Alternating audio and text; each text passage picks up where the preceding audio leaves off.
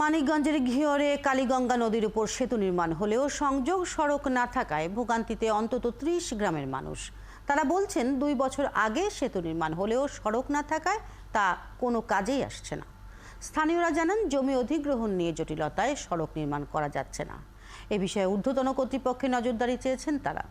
ঘিওর সংবাদদাতা সাইফুল মিয়া ও সহকর্মী মনিরুল ইসলাম মিহিরের তথ্য ছবিতে প্রতিবেদন।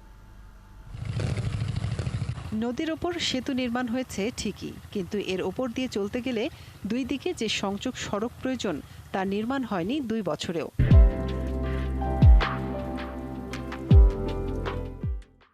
এ কারণে কোনো কাজেই আসছে না ২৯ কোটি টাকার এই মূল্যবান সেতু। মানিকগঞ্জের ঘিওর উপজেলার বৈকুণ্ঠপুর এলাকায় কালীগঙ্গা নদীর ওপর ঠাঁই দাঁড়িয়ে থাকা এই সেতু নির্মাণের কাজ শেষ হয় ২০২২ সালে। কিন্তু সেতুর দুই পাশে সংযোগ সড়ক না থাকায় সেতুটি ব্যবহার করতে পারছেন না অন্তত ৩০ গ্রামের মানুষ।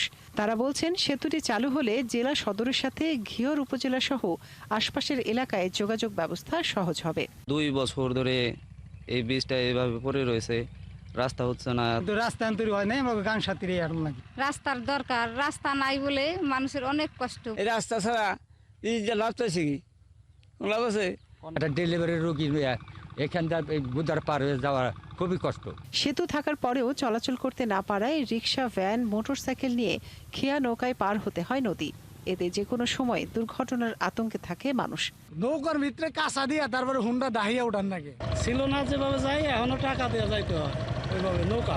রুগী নিয়ে যাতায়াতের অসুবিধা, মালামাল নিয়ে যাতায়াতের অসুবিধা, আমরা খুব দুর্ভোগে আছি। এলজিডির কর্মকর্তা জানান জমি অধিগ্রহণের জটিলতায় সংযোগ সড়ক হয়নি, তবে সেই জটিলতা কাটিয়ে শিগগিরই জমি অধিগ্রহণ হবে।